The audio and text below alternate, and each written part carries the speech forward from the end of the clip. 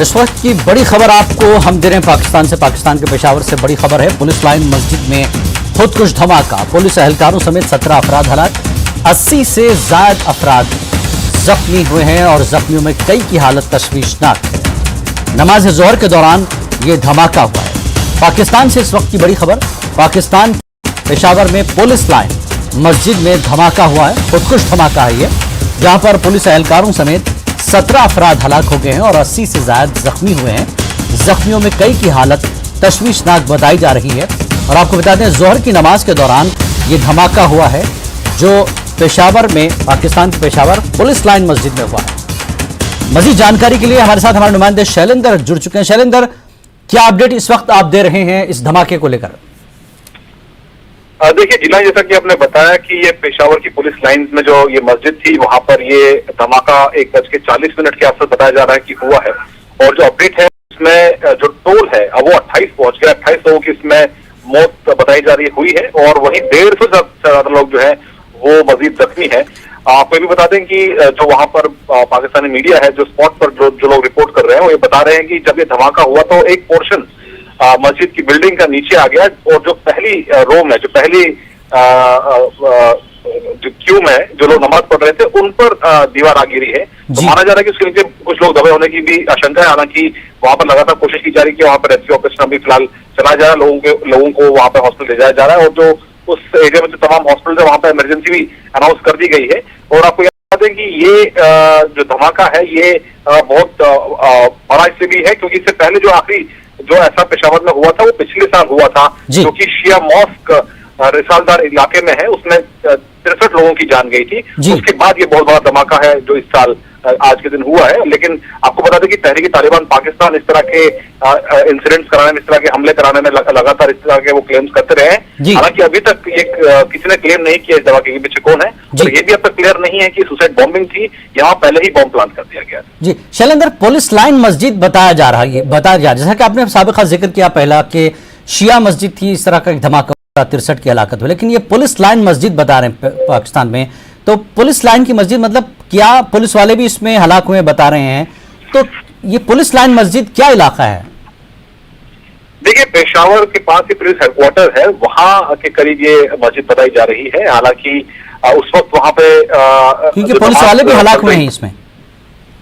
देखिए, अभी तक ये साफ नहीं है कि पुलिस वाले इसमें हलाक हुए या नहीं, क्योंकि देखिए शुरुआती तौर पर जो वहां पे ब्लास्ट हुआ उसके बाद अभी रेस्क्यू ऑपरेशन चल रहा है। अभी ऑफिशियली इस पे कोई वर्ड नहीं है, लेकिन बताया जा रहा है कि इसमें 28 लोगों की जान गई है, 150 से ज्यादा जख्मी है और जो जख्मी है उनमें से बहुत की हालत क्रिटिकल बनी हुई है। तो जो टोल है ये अभी और ऊपर जाता है। हालांकि इसमें पुलिस लाइन में पुलिस वाले इस वक्त वहां पर नमाज पढ़ रहे थे या नहीं, या सिक्योरिटी के क्या इंतजाम थे, इसको लेकर क्लैरिटी नहीं है। हालांकि इस तरह की जो भीड़ वाले इलाकों में टारगेट पहले भी करते आए आतंकी पाकिस्तान में, और ये तहरीक तालिबान का सिग्नेचर लगता है। लेकिन अभी ये कहना थोड़ा मुश्किल होगा कि इसके पीछे कौन सी तंजीम का हाथ है। ये मस्जिद को लेकर भी अक्सर कहा जाता है कि शिया सुन्नी का मसला वहां रहता है, तो अक्सर हमने देखा वहां पर कि शिया मसाजिद में इस तरह के धमाके होते रहे हैं। तो इस मस्जिद के ताल्लुक से क्या कुछ कोई जानकारी अभी तक? देखिए, अभी कम्युनिटी साफ नहीं हो पाया है। अभी जो लेटेस्ट अपडेट ये आ रहा है कि वहां पर जो पेशावर के कमिश्नर है रियाज मसूद, उन्होंने कंफर्म किया कैजुअलिटीज को लेकर, जो कि 28 बताई जा रही हैं, और रेस्क्यू ऑपरेशन फिलहाल वहां पे अभी चल रहा है। अभी थोड़ी इनिशियल स्टेज है, थोड़ा उसके लिए इंतजार करना होगा जब तफसीली सामने आएंगी। बहुत बहुत शुक्रिया शैलेंद्र इस जानकारी के लिए। जैसा कि शैलेंद्र कह रहे हैं कि इब्तिदाई जानकारी है, हमें थोड़ा और इंतजार करना पड़ेगा इसकी पूरी मुकम्मल और जानकारी के लिए। अक्सर इस तरह की मसाजिद में पाकिस्तान में धमाके होते रहे हैं, शिया मसाजिद सुन्नी, शिया सुन्नी के तजाद के बीच में, लेकिन अभी ये मस्जिद के बारे में पूरी जानकारी भी नहीं है। लेकिन ये पुलिस लाइन की मस्जिद है, पाकिस्तान के पेशावर में ये मस्जिद है, जहां पर बताया जा रहा है कि जैसा कि शैलेंद्र ने बताया कि 28 हलाकतें बढ़ सकती हैं, 80 से ज़्यादा अफराद इसमें जख्मी हुए हैं। मुख्तलिफ ज़राए से ये भी पता चल रहा है कि पुलिस एहलकार भी इसमें जो है अफराद हलाक हुए हैं। जख्मियों की हालत बड़ी तशवीशनाक है और जोहर की नमाज यानी दोपहर में जो नमाज पढ़ी जाती है मसाजिद में, उस वक्त ये धमाका हुआ है। और आगे बढ़ते हैं अगली खबर की तरफ। राहुल गांधी की भारत जोड़ो यात्रा की इख्तितामी तकरीब श्रीनगर में शदीद बर्फबारी के दरमियान हुई। इख्तितामी तकरीब के दौरान राहुल गांधी ने शेर कश्मीर स्टेडियम में रैली में पीएम मोदी और वजीर दाखिला अमित शाह को निशाना बनाते हुए कहा कि यहां हम 4 दिनों तक चले, मैं गारंटी हूं कि कोई भी बीजेपी लीडर इस तरह नहीं चल सकता। राहुल ने कहा कि जम्मू कश्मीर के लोगों ने उन्हें हैंड ग्रेनेड नहीं दिया बल्कि बहुत सारा प्यार दिया और गले लगाया। इस रैली से प्रियंका गांधी ने भी खिताब किया। भारत जोड़ो यात्रा 7 सितंबर को कन्याकुमारी से शुरू हुई थी।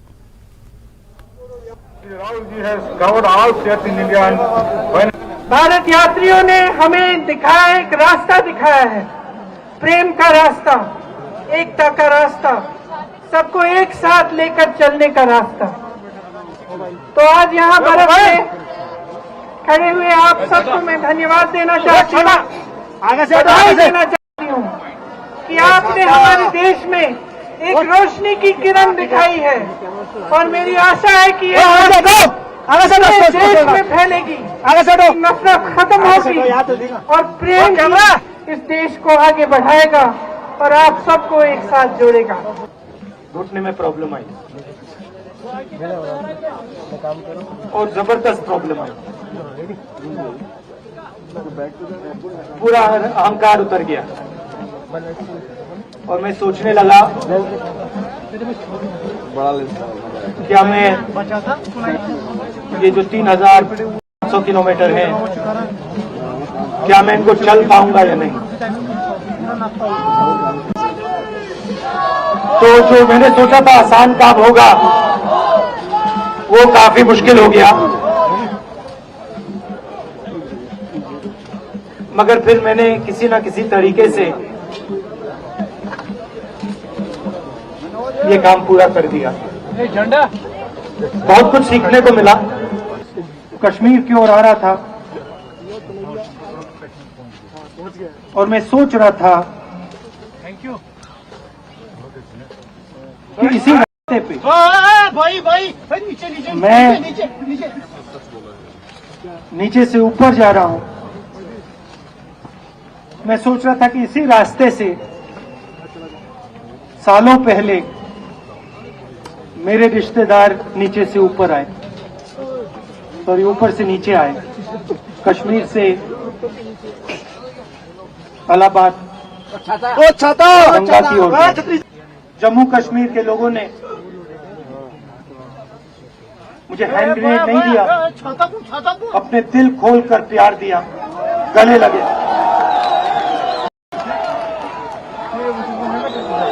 और मुझे जो हिंसा नहीं सहता है, जिसने हिंसा नहीं देखी है, उसे ये बात समझ नहीं आएगी। जैसे मोदी जी हैं, अमित शाह जी हैं, आरएसएस के लोग हैं, उन्होंने हिंसा नहीं देखी।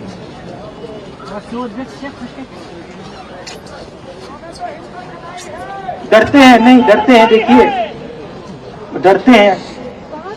यहाँ पे हम 4 दिन पैदल चले, मैं आपको गारंटी देके कह सकता हूँ कि बीजेपी का कोई नेता ऐसे नहीं चल सकता। पुलवामा के जो सैनिक थे, उनके बच्चों के दिल में क्या हुआ मैं जानता हूँ, मेरे दिल में वो ही हुआ है। तो यहाँ पे कश्मीर में लोग मरते हैं, उनके दिल में क्या होता है, जो फोन कॉल आता है क्या लगता है, वो मैं समझता हूँ, मेरी बहन समझती है। तो कल किसी जर्नलिस्ट ने मुझसे पूछा यात्रा का क्या लक्ष्य है?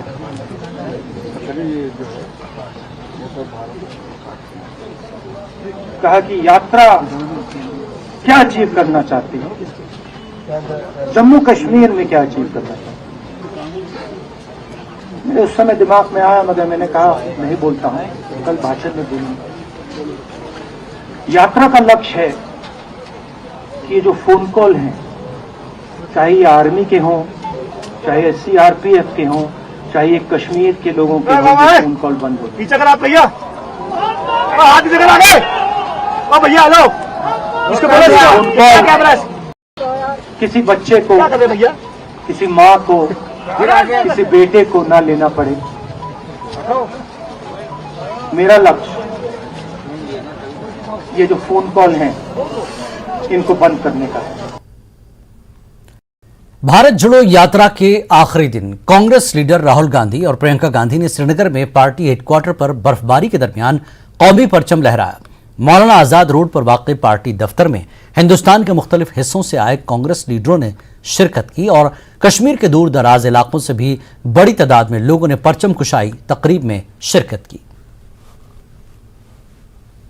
देख रहे हैं न्यूज़ 18 कश्मीर और इस वक्त हम मौजूद है कांग्रेस भवन श्रीनगर में। आपको बता दें यहाँ पर राहुल गांधी को जो है आज तिरंगा फहराना था और आज यहाँ पर प्रियंका गांधी के साथ जो है राहुल गांधी यहाँ पर आ पहुंचे और जो यहाँ पर जो है आज इस तिरंगे की सलामी भी ले रहे हैं और साथ साथ इस तिरंगे को फहरा रहे हैं। आपको विजुअल्स में दिखाना चाहेंगे कि किस तरीके से इस तिरंगे को फहराया जा रहा है। इससे पहले हमने देखा कि कल राहुल गांधी ने लाल चौक में जो तिरंगा फहराया, उसके बाद हमने देखा कि कितनी सारी भीड़ लोगों की वहां पर जमा हुई और कितना लोगों का सपोर्ट इस भारत जोड़ो यात्रा को देखने को मिला। क्योंकि ये कन्याकुमारी से शुरू होने वाली भारत जोड़ो यात्रा आज इख्तिताम पजीर होने को है और आज राहुल गांधी ने यहाँ पर जो तिरंगा है उसको भी फहराया और उसके बाद यहाँ से जो है एसके स्टेडियम में कंक्लूडेड फंक्शन जो है, कंक्लूजन सेरेमनी जो है वो होने वाली है, जिसमें हजारों की तादाद में लोग पार्टिसिपेट करने वाले हैं। यहाँ भी आप देख सकते हैं हमारे पीछे जो है काफी तादाद में लोग मौजूद हैं जो इस भारत जोड़ो यात्रा के साथ जो है डिफरेंट स्टेट से यहाँ आए हैं। कुछ तो इसमें से ऐसे लोग हैं जो यहाँ पर जो है कन्याकुमारी से आए हैं। आपसे पूछना चाहेंगे आपका नाम और कहाँ से आई हैं? मैं गुजरात से हूँ, आमी याग्निक, मेंबर ऑफ पार्लियामेंट हूँ। इस भारत जोड़ो यात्रा के साथ कब से है? नहीं, वो जब चांस मिला है तब तक हम चले हैं उनके साथ, पर कन्याकुमारी से शुरू हुई है बात, आज यहाँ कश्मीर में आके रही और आप देख रहे हैं जो नज़ारा, सब में कितना उत्साह है और पूरा भारत जोड़ने का जो एक नेक काम राहुल जी ने लिया और पैदल चल के आए, एक संदेशा लेके आए भारत को साथ रखने का, प्यार से रखने का।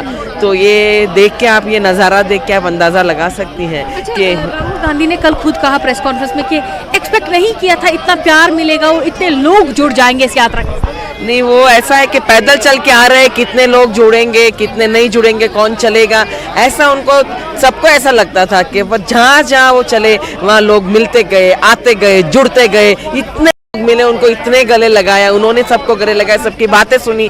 तो उन्होंने ऐसा सोचा होगा कि जम्मू कश्मीर में जा रहे हैं, ये पहली बार ऐसा जोड़ों का बात है, लोग चल के जा रहे हैं, पैदल जा रहे हैं, ऐसी कोई रैली या कोई मीटिंग नहीं है, पर चल के जाते हैं तो क्या होगा। पर इतने लोग जुड़े, इतना प्यार दिया। मैं 2 दिन से देख रही हूँ कि बस लोग ही लोग प्यार से, प्यार भरे, पूरा ऐसा लग रहा है कि ये क्या है, ये क्या प्यार की बात हो रही है। और इतना हमें जो जुड़ना का मिला, सबको मिलने का, तो बहुत बड़ा।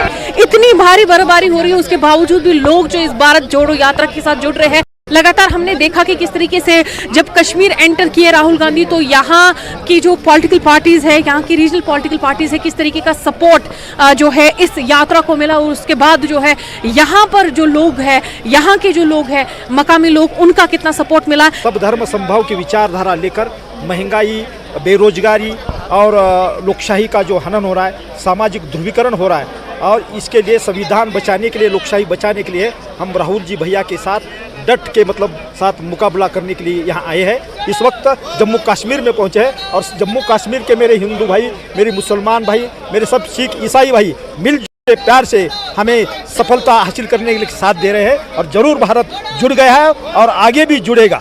यहाँ आपको बताना चाहेंगे दूर दराज इलाकों से यहाँ पर लोग आके इस भारत जोड़ो यात्रा में जुड़े हैं।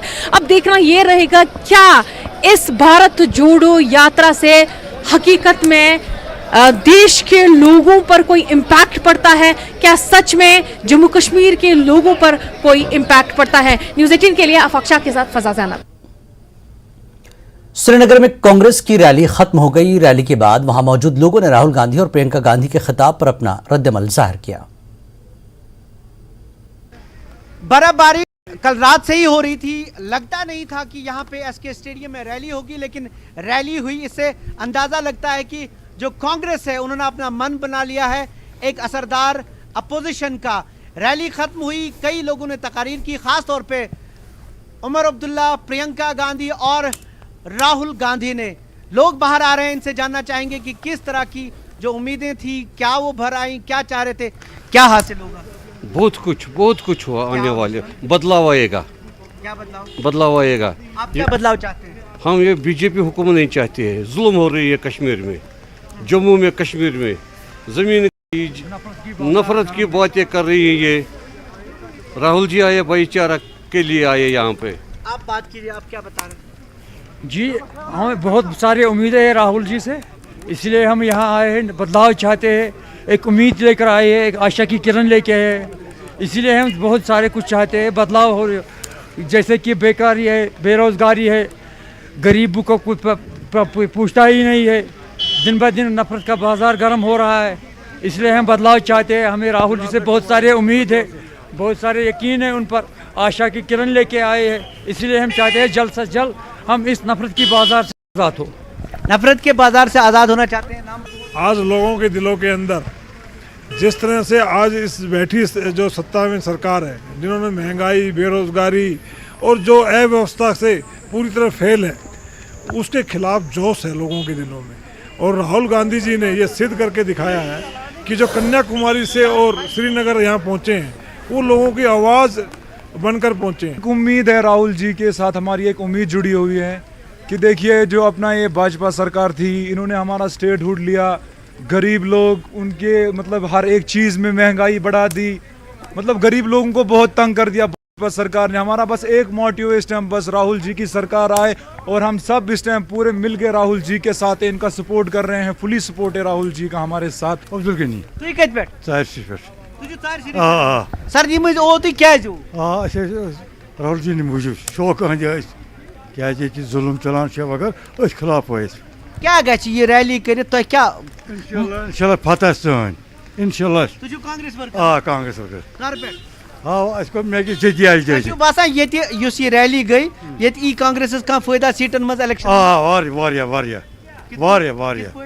लुकन मज आव ना लुकन मज आव शोर कांग्रेस असली बून शीश बून ये पत्म जमानस माना क्या मगर इंसान वुचान जुल्म तम पे बासे तुम कि कांग्रेस शीश बून ये जम्मू कश्मीर खतर। एक एक्सपेक्टेशन है राहुल जी पर कि जो भी यहाँ पर मसाइल है, इश्यूज़ है, चाहे वो डेवलपमेंट का इशू है, एम्प्लॉयमेंट का इशू है, वो इंशाल्लाह सारे मसाइल हल करेंगे, यही एक्सप्रेशन है राहुल जी पर। 370 की वो तो बात ही नहीं कर रहे कांग्रेस वाले। क्यों नहीं करे 370 पे बात? यही वो कांग्रेस वाले जिन्होंने पार्लियामेंट में हंगामा मचाया 370 पे, तो वो उस वक्त कौन थे? यही थे ना। इंशाल्लाह राहुल जी पैगाम लेके यहाँ आया है कि भारत को, कश्मीर को हम खुशहाल बनाएंगे। कैसे? हुकूमत तो है नहीं, हुकूमत आएगी बनेगी ना, आने वाले हैं, इसलिए नफरत छोड़ो, भारत को जोड़ो। यात्रा उन्होंने कन्याकुमारी से कश्मीर तक की आज खत्म हुई। मुझे बताएं नाम अपना। तमसील सुल्तान। आप कांग्रेस के वर्कर हैं? हाँ, कांग्रेस के पहले से ही हम हैं। आपकी हुकूमत नहीं है? अभी नहीं, आने वाले वक्तों में आएगी हमारी हुकूमत, इंशाल्लाह हमारा पीएम होगा। दिल्ली में कि कश्मीर में? दिल्ली में भी, कश्मीर में भी। ये हमारा ख्वाब है, क्या सपना है नौजवानों का। अब कांग्रेस की हुकूमत आनी चाहिए जम्मू कश्मीर। Thank you. इसका पॉलिटिकल फायदा हो या ना हो, वोटों का फायदा हो या ना हो, लेकिन एक चीज जो हुई है, जो कांग्रेस के वर्कर हैं उनमें एक जोश आ गया है, और जो इलाकाई पार्टियां यहाँ पे है, लोकल पार्टीज है, उन्हें एक उम्मीद पैदा हो गई है कि कांग्रेस के साथ मिलके वो एक असरदार अपोजिशन बना सकते हैं जो जमहूरियत के लिए काफी अहम है। जहांगीर अजीज के साथ शब्बीर अहमद, न्यूज़ 18 श्रीनगर। बाबा कौम महात्मा गांधी की यौम शहादत पर मुल्क भर में तकारीब मनाई गई। जम्मू के मुबारक मंडी में मुनक्कदा प्रोग्राम में एलजी जम्मू कश्मीर मनोज सिन्हा ने शिरकत की। उन्होंने मोहनदास करमचंद गांधी की बरसी पर उन्हें भरपूर खराज अक़ीदत पेश किया। एलजी ने बताया कि गांधी ने हिंदुस्तान को आज़ादी दिलाने में अहम किरदार अदा किया। महात्मा गांधी की कायम करदा अमन की मिसाल को आज भी दुनिया भर में सराहा जा रहा है। उन्होंने कहा कि महात्मा गांधी के अमन के फार्मूले को अपनाने से दुनिया में अमन कायम होगा। गांधी की तालीमात दुनिया में मौजूदा महाज आराई पर काबू पाने में मदद कर सकती हैं। जम्मू कश्मीर को आगे ले जाने के लिए महात्मा गांधी के उसूलों को अपनाने की जरूरत है। उन्होंने उम्मीद जताई कि महात्मा गांधी की तालीमात मुश्किल वक्त में उम्मीदों की किरण साबित होती है। एक पेड़ पर लाखों पत्तियां होती हैं, उसी प्रकार ईश्वर एक है और धर्म अनेक है। बापू का स्पष्ट मत था कि मानव गरिमा की रक्षा, समानता, सामाजिक न्याय, सर्वधर्म समभाव, वंचित वर्गों का कल्याण, महिलाओं तथा युवाओं के अधिकार, इन सभी मौलिक हितों को संरक्षित रखना, एकता की भावना से काम करना किसी भी राष्ट्र के लिए परम आवश्यक है। मुझे लगता है कि जब दक्षिण अफ्रीका से बापू आए, आप में से अनेक लोगों को मालूम होगा, वहां भी उन्होंने एक विद्यालय की स्थापना की थी। स्वयं उस विद्यालय को देखते थे। वापस आने के बाद चंपारण जाने के पहले जो उनका सार्वजनिक कार्यक्रम हुआ वो वाराणसी में हुआ। वहां पंडित मदन मोहन मालवीय जी काशी हिंदू विश्वविद्यालय की स्थापना बसंत पंचमी के दिन करना चाहते थे। वहां लोग बताते हैं कि मुगल सराय रेलवे स्टेशन से जब बापू पैदल चले काशी हिंदू विश्वविद्यालय के स्थापना स्थल पर, उस समय शायद इतने संसाधन नहीं रहे होंगे। जिस तरह का अपार जनसमूह बापू के साथ स्थापना स्थल पर पहुंचा, अद्भुत दृश्य था। ऐसा लोग बताते हैं। यहां आने के बाद कई लोगों को भ्रांति है। कई लोग कहते हैं कि जो काम उन्होंने महिला शिक्षा के लिए किया, विश्वविद्यालय गुजरात में स्थापित किया, आज भी वो पूर्णतः विश्वविद्यालय के नाते चल रहा है। और उस समय वर्धा में महिलाओं के लिए पॉलिटेक्निक 1916 में, कल्पना करिए, और देश के प्रख्यात वैज्ञानिक जगदीश चंद्र बोस जैसे लोग उसके प्रबंध तंत्र से जुड़े हुए थे। तो जो सोच थी बापू की, मैं समझता हूं कि आज आवश्यक है, और खासतौर से जम्मू कश्मीर में तो विशेष रूप से आवश्यक है। पिछले वर्ष जब यहां कार्यक्रम हो रहा था तो मैंने कहा था कि सामान्य तौर पर गांधी जयंती का कार्यक्रम यहां रस्मी तौर पर होता था।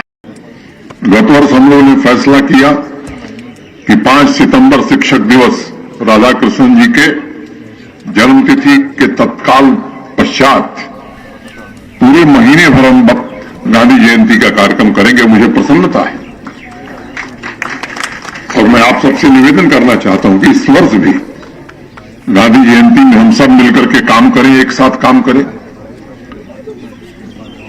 और मुझे लगता है कि तभी जम्मू कश्मीर को प्रगति के रास्ते पर हम आगे ले जा सकेंगे। जिला रामबन में बढ़ते हुए सड़क हादसात की रोकथाम के लिए शऊर बेदारी प्रोग्राम मुनक्किद किए जा रहे हैं। Government model higher secondary school Ramban की जानिब से यौम जमहूरिया पर रोड सेफ्टी को लेकर एक ड्रामा पेश किया गया। ड्रामे के जरिए ट्रैफिक कवानीन की पासदारी और लोगों की जिम्मेदारियों को लेकर अहम पैगाम दिया गया।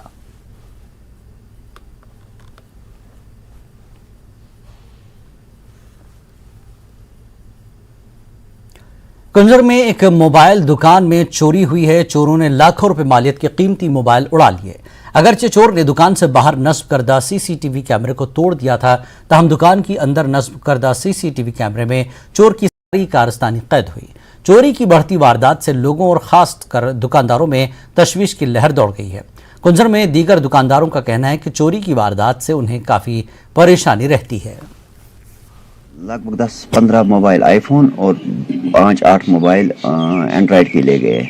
लगभग 12 से 15 लाख रुपए का उन्होंने मुझे नुकसान किया, और वो सारा मुझे सीसी है और मैंने गाड़ी बेच के ये इन्वेस्ट किया था इसमें। रात को 2 बजे चोर आया और उसने सारा कुछ ले लिया। मैं कुंजर पुलिस से गुजारिश करता हूँ कि जैसे उन्होंने पहले केसों में एक्टिविटी दिखाई, इस केस में भी वैसी ही एक्टिविटी दिखाए। उन्होंने एक मोबाइल थेफ्ट हुआ था, एक चोरी हुई थी एक मोबाइल शॉप की, उसमें 20 मोबाइल उन्होंने 2 दिन में रिकवर किए। उसके बाद तांबे की दुकान गाड़ियों की चोरी भी हुई थी, तो उन्होंने 2 या 3 दिन उसमें लगा दिए।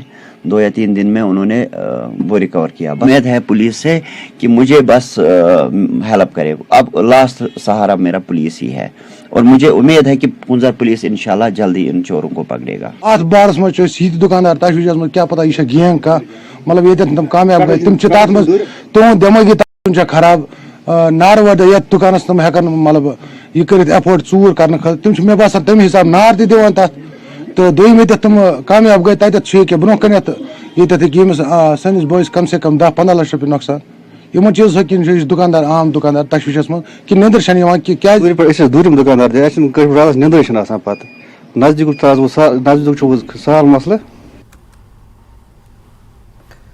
आज महात्मा गांधी की 75वीं बरसी है। इस मौके पर pathway to global transformation conservation with Bapu नामी किताब के जरिए महात्मा गांधी को खराज अक़ीदत पेश किया गया। ये किताब डॉक्टर वेदाभ्यास कुंडू और मुनज़्ज़र शाह ने दुनिया के मसाइल के बारे में लिखी है। किताब मौजूदा दौर के खदशात का हल तलाश करने के लिए गांधी की तालीमात की अक्कासी करती है।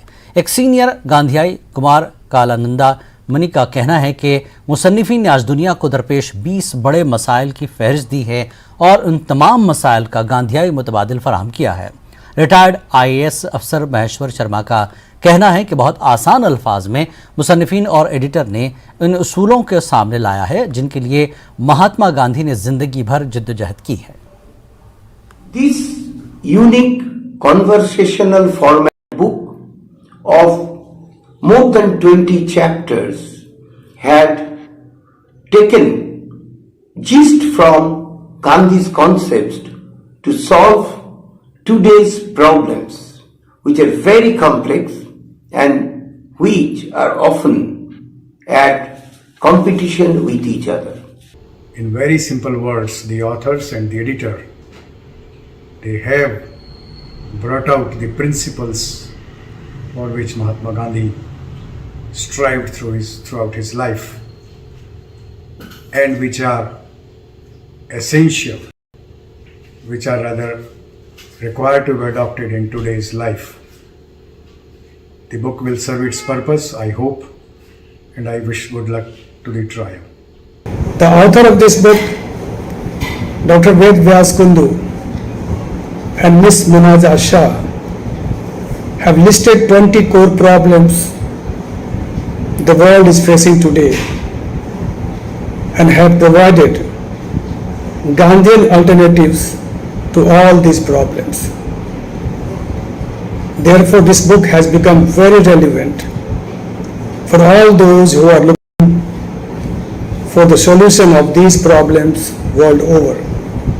I thanks to the author for coming out a very interesting book which provides a lot of insights of not only about the problem but also about the non-violent and sustainable solution of it.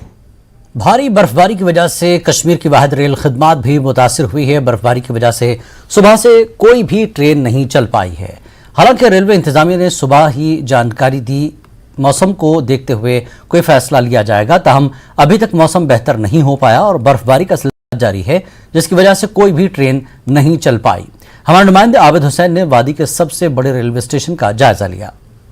भारी बर्फबारी की वजह से जहां हवाई यातायात पे असर पड़ा है वही रेलवे खिदमत पे भी इसका असर देखने को मिल रहा है। हम रेलवे स्टेशन बड़गाम पे मौजूद है और मेरे पीछे आप ये देख सकते हैं जो ट्रेनें हैं वो बंद पड़ी है, रुकी पड़ी है क्योंकि बर्फबारी गुज़श्ता शाम से शुरू हुई थी और इस वक्त भी ये सिलसिला जारी है। आप देखिए ट्रैक्स पे बर्फ जमा हुई है जिसकी वजह से जो ये रेल खिदमत है बानिहाल बारामूला रेल खिदमत, हालांकि ये कश्मीर की वाहिद रेल खिदमत है, ये रुकी पड़ी है। हालांकि जिस तरह से मैंने पहले ही कहा कि भारी बर्फबारी की वजह से जो हवाई यातायात है उसमें भी असर पड़ा है और वही जो रेल खिदमत है वो भी मुतासर हुई है और अभी तक जो रेल खिदमत है वो सस्पेंड है, कोई भी ट्रेन नहीं चली है। हालांकि यहाँ पर जो स्टेशन है मैं फिर से दिखाना चाहता हूँ, यहाँ पर सन्नाटा छाया हुआ है, कोई पैसेंजर यहाँ नहीं आया है क्योंकि सुबह ही जो अर्ली मॉर्निंग थी उसी वक्त जो रेलवे एडमिनिस्ट्रेशन है उन्होंने जानकारी दी थी कि आज जो रेल खिदमत है वो मुतासिर रहेगी, वो सस्पेंड रहेगी क्योंकि